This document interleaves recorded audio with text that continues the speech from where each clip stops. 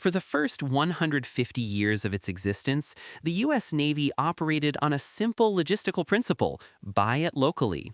A ship's captain sailing in the Mediterranean who needed food or water would simply sail into a friendly port and purchase it.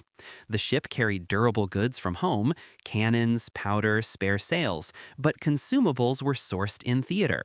This system, a holdover from the age of sail, created a dangerous mindset. Logistics wasn't seen as a central strategic function. It was the ship captain's problem. It was something staff guys did while the real officers planned tactics. This cultural blind spot persisted even into the age of steam, where a new, insatiable demand would expose the first cracks in the system: the demand for coal. For the first 150 years of its existence, the U.S. Navy operated on a simple logistical principle: buy it locally. A ship's captain sailing in the Mediterranean who needed food or water would simply sail into a friendly port and purchase it. The ship carried durable goods from home: cannons, powder, spare sails, but consumables were sourced in theater.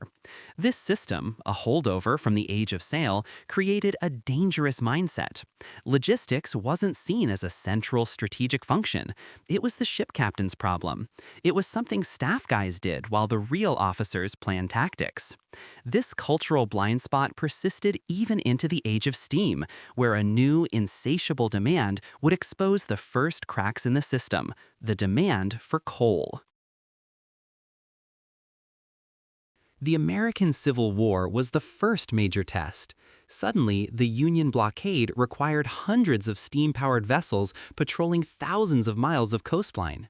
Coal became, in the words of one report, the biggest logistical headache of the war. You couldn't just find huge stockpiles of it in every southern port. The Navy had to improvise, seizing private coal ships, called colliers, to create a dedicated transport fleet. They established temporary depots along the Mississippi and Ohio rivers, essentially chasing the fleets with their fuel. They solved the immediate problem, but once the war was over, the lesson was forgotten. The system was dismantled and the Navy went right back to its old ways. This failure to learn would nearly lead to disaster 40 years later. In 1898, on the eve of the Spanish-American War, Commodore Dewey's Asiatic Squadron was anchored in Hong Kong, critically short on two things: coal and ammunition.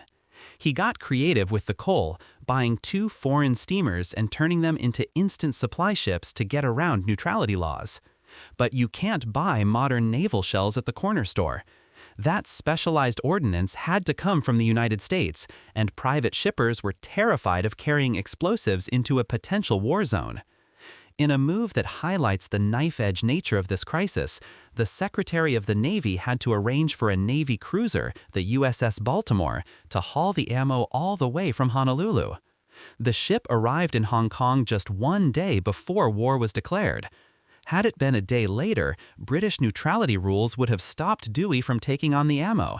His squadron would have been unable to fight right at the moment of truth. You would think that such a near miss would have finally driven the lesson home. It didn't. During the interwar years of the 1920s and 30s, the problem got worse. A perfect storm of factors conspired to leave the Navy dangerously unprepared. First, naval limitation treaties like the Washington and London agreements actually forbade the U.S. from fortifying key Pacific islands like Guam and Wake. Even if they wanted to build forward supply bases, they weren't allowed to make them defensible. Then the Great Depression killed the budget. The Navy had to choose: build a few tactical ships and train crews, or spend precious money on unglamorous warehouses and supply ships. Tactics won. But perhaps the most damaging factor was internal. The Naval War College, the intellectual center of the Navy, became obsessed with grand fleet-on-fleet battles like the Battle of Jutland from World War I. Logistics was seen as vulgar, dirty work for the supply corps, not for the line officers dreaming of naval glory. Around 1926, Admiral Pratt, who had seen the problems firsthand in World War I, set up a logistics course. But as soon as he left the War College, his replacement killed it, arguing that topics like shoveling coal weren't part of studying the principles of war. The result was a generation of tactical geniuses who had no idea how to build or run a massive supply chain under pressure. This was the Navy that sailed into World War II. The grand strategy for fighting Japan, War Plan Orange, was tactically brilliant but logistically flawed. The planners knew they needed mobile bases and floating dry docks, but like Admiral Carney later said, there were no funds for exercises or stockpiles. The plan essentially assumed the logistics would somehow materialize when needed. This assumption would first be tested, brutally, in December of 1941, at a place that would become a symbol of this systemic failure, Wake Island. The perfect storm of all these pre-war failures was about to crash together, centered on the most overlooked element in a combat zone, the civilian. When the Japanese attacked Wake Island, it wasn't a standard garrison. There was a small, understrength Marine Defense Battalion, a few Pan Am Airways employees, and the largest group by far, over 1,000 civilian construction workers. They were hired by a contractor under a specific government contract to do one thing: build an air station. They were not soldiers. The base commander, CDR Cunningham, had bombs falling and an invasion imminent. With over 1,000 civilians, he had no legal authority to order into combat. The contract was rigid. Their job was building, period.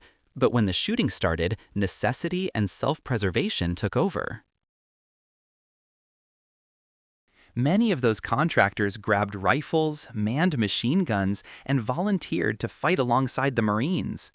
Thankfully, the Marines, likely sensing the danger, had given them some basic weapons training a few months earlier. There are records of Sergeant Baus leading an all-civilian crew on a 3-inch naval gun battery. They were, for all intents and purposes, combatants. This heroism put them in a treacherous legal gray area. Under the rules of war, for a militia to receive prisoner of war protections, they need to meet strict criteria: a clear command structure, a fixed distinctive sign, carrying arms openly, and obeying the laws of war. The Wake contractors met almost none of these. Technically, under a strict reading of the law, if they were captured while actively fighting, they could have been considered unlawful combatants, losing all protections. Tragically, the Japanese ignored these legal distinctions and treated everyone, military, civilian, fighter, non-fighter, brutally. 34 contractors were killed in the fighting, but then in 1943, 98 more were massacred by the Japanese occupiers. Another 114 died in the harsh conditions of POW camps. Wake Island was a horrific human cost for the failure to plan for civilians in the line of fire. It was a stark lesson. In contested environments, you must sort out the legal status and protection for contractors before the shooting starts. While Wake was unfolding, the Navy was making its first big attempt to build a forward logistics base from scratch in the South Pacific. This was Operation Bobcat on the island of Bora Bora in January 1942. It was the first real test of projecting massive amounts of material across the ocean to an undeveloped site. It started with a rare bit of foresight. When the planning staff came up with a budget of $10 million based on pre-war estimates, Rear Admiral Arthur Bristol looked at the sheer scale of the task and said, "No way." He went to FDR, argued for $100 million, and got it. This led to the famous Bristol's factor: figure out what you think you need, then multiply by 10. They had the money, but they didn't have the expertise. This brings us to the combat loading problem. The first ships arrived at Bora Bora, an empty lagoon with no real port facilities. And the unloading process just ground to a halt. It was, according to reports, glacial. The ships had been loaded in Charleston by civilian crews who had zero idea how to load for an amphibious landing where there are no cranes waiting on the dock.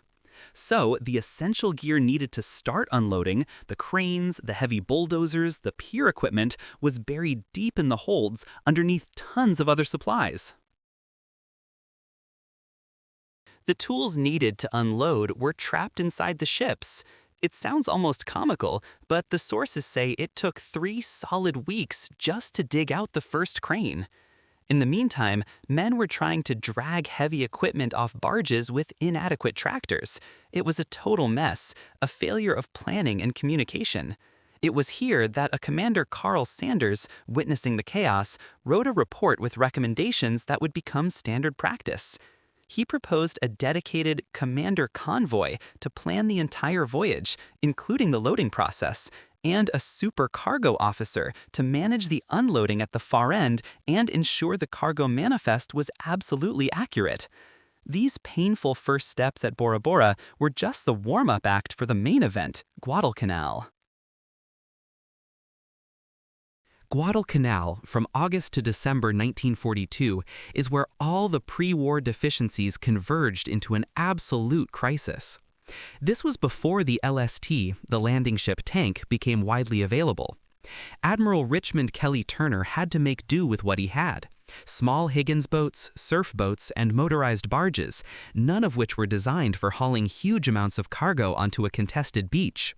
They couldn't beach properly with heavy loads, meaning almost everything, ammo boxes, food crates, fuel drums, had to be physically manhandled ashore by Marines who were also trying to fight the Japanese. Exhausted troops were being pulled off the line to unload boats. To compound it all, there was no proper supply base nearby. Noumea was supposed to be the rear base, but it was still getting organized. On Guadalcanal itself, the beaches descended into total chaos. The Marine shore parties responsible for organizing the beaches were too small, poorly led, and completely overwhelmed. You'd have 30 or 35 boats loaded with critical supplies waiting offshore, but only enough organized men on the beach to unload maybe 6 at a time. The boat crews, frustrated and wanting to get out of the dangerous forward area, would sometimes just start dumping cargo wherever they could to get clear. Supplies piled up on the beach, exposed in the open, perfect targets for Japanese planes. Officers reported seeing crates of rations and bags of coffee just floating out to sea because they had been dumped near the waterline and nobody moved them inland before the high tide came. Even worse, the manifest problem from Bora Bora became a catastrophe. When transport ships had to suddenly withdraw under air attack, the quartermasters holding the only copies of the detailed cargo manifests were often still ashore. The ships sailed away, but the inventory lists stayed behind. Turner's staff had no idea what had actually been landed. They were flying blind. This chaos is perfectly captured in the story of the pencil requisition. Turner was tearing his hair out because the requests coming from the troops ashore were desperate but completely inadequate for the Navy's supply system. He'd get scrawled notes asking for pump thingy, lots, with no proper part numbers or stop classifications. He felt he was spending all his time being an inventory clerk instead of a combat commander. 3 months into the campaign, the situation was still a hand-to-mouth existence. This crisis, however, was forcing the birth of its own solution, a solution built on American ingenuity, standardization, and a humble steel box: the pontoon. The men who wielded this new weapon were the Seabees, naval construction battalions. Their motto: "We build, we fight." Their contribution was immense, especially through their use of the Type 6 steel pontoon. A simple, robust box, 5 feet by 7 feet by 5 feet, that could be bolted together with simple pins and connectors. They drew only 1.5 feet of water, making them perfect for undeveloped beaches. They were the instant infrastructure solution. The Seabees linked them into barges, piers, and jetties. They made floating dry docks that could repair destroyers. And on land, they could be stacked to make water towers. The Seabees' most famous creation was the Rhino Ferry. These were huge rafts over 170 feet long, made entirely of pontoons bolted together. Powered by massive outboard motors, their shallow draft allowed them to shuttle 600 tons of cargo at a time from the LSTs waiting offshore right up onto the beach, bypassing the need for deep harbors entirely. They were crucial not just in the Pacific, but were famously used at Normandy for D-Day. This idea of modular, standardized components became a theme. It was the key to solving another critical logistical problem, the creation of advanced bases. Initially, the Navy tried to create pre-planned base kits. Big ones were called Lions, smaller ones Cubs or Acorns. The idea was to ship a complete package, but it didn't work. Commanders in the field, desperate for spare parts, would cannibalize the packages, stripping out generators or pumps for immediate needs elsewhere. This left a trail of broken, incomplete base kits scattered across the Pacific. The solution, which came in March 1943, was brilliant: the Advanced Base Functional Components Catalog. It was like a giant menu. Commanders could now order individual, standardized components, a specific power plant module, a certain type of workshop, and assemble a custom base perfectly tailored to their actual needs. It was the birth of modular military logistics. 2 years after the chaos of Guadalcanal, the invasion of Tinian in 1944 showed just how much had been learned. It also featured an epic clash between two of the toughest personalities in the Pacific: Admiral Richmond "Terrible" Turner, back again, and Marine General Holland "Howlin' Mad" Smith. Turner, following standard doctrine, wanted to land at the main harbor, Tinian Town. It had the best beaches, but it was also heavily defended. Smith, remembering the horrific casualties from taking a defended beachhead head-on at Tarawa, absolutely refused. He wanted to land on two tiny, narrow beaches on the other side of the island, which looked like a logistical death trap. According to reports, Turner yelled it was absolutely impossible. Smith fired back with considerable, unprintable language, allegedly saying, "You'll land me any goddamn place I tell you to." But this is where the new Navy showed its strength. They didn't just rely on rank or doctrine. They sent in the brand new Underwater Demolition Teams, or UDTs, the precursors to the Navy SEALs. These frogmen conducted a very risky night reconnaissance of the narrow beaches. They came back with critical intel. The reefs were tricky but passable, and the narrowness could be managed with very specific sequenced unloading. This detailed, ground truth intelligence convinced Turner to go with Smith's impossible plan. The Navy staged a huge fake landing off Tinian Town, which pinned down an entire Japanese battalion. Meanwhile, the main force hit the narrow white beaches, achieved complete surprise, and got ashore with minimal casualties. It was a textbook example of integrating intelligence, logistical planning, and operational flexibility. It was worlds away from Guadalcanal. The how had been solved, but the final piece was ensuring the Navy never forgot the why.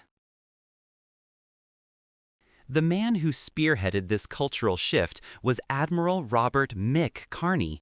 Having seen the problems firsthand, he became the first Deputy Chief of Naval Operations for Logistics, OP-04. His mission was to hammer into the heads of the line officers, the battleship captains and carrier admirals, that logistics wasn't dirty work, it was essential line work. His famous quote was that logistics was not something to be shunned like the devil shuns holy water. He was fighting that old cultural snobbery. He broke it down simply. Logistics has 3 phases: requirements, what you need; procurement, getting it; and distribution, getting it where it needs to be. And his core message was that the line officer, the combat commander, had to be the fountainhead for defining the requirements. Logistics starts with the operational plan. This philosophy was baked into the Navy's training. Admiral Raymond Spruance, another Pacific War veteran who deeply understood mobile logistics, became president of the Naval War College in 1946. He immediately brought back a serious, mandatory logistics course. The message from both Carney and Spruance was clear: strategic planning and logistical planning cannot be separate. They must happen together, concurrently, from the very start. This new focus was driven by some truly shocking data from post-war analysis. Admiral Lowe, who followed Carney as OP-04, revealed that studies showed almost half of all the material bought by the military during the war was still stuck in the pipeline, warehouses, depots, ships, when the war ended, and was never actually used in combat. The ammunition figures are the most staggering. The US produced about 21 million tons of ammunition during the war. Only 4 million tons were actually fired at the enemy. Roughly 80% of the ammunition produced was never used. Now, of course, you need reserves and a full pipeline during a global war, but these numbers screamed inefficiency. They showed a massive disconnect between requirements, procurement, and actual usage. That kind of waste might be survivable when you have the industrial might of World War II America, but it's not sustainable long term. This data became the driver for demanding much better inventory management, more accurate forecasting, and developing what they called experience factor tools to predict usage better. It was the beginning of data-driven logistics. It was a long and painful journey. From Dewey desperately buying coal in Hong Kong, to Turner battling chaos at Guadalcanal, to the massive, integrated machine that could build bases anywhere and sustain fleets across thousands of miles. The lessons were written in blood and sweat. They were learned in the tragic limbo of civilian contractors at Wake Island, and in the frustrating mess of combat loading at Bora Bora. And they culminated in a simple, powerful truth that was codified in the Navy's first formal logistics manuals. The commander must think like a logistician, and the logistician must understand the operation. They are two sides of the same coin, the power to fight and the power to sustain.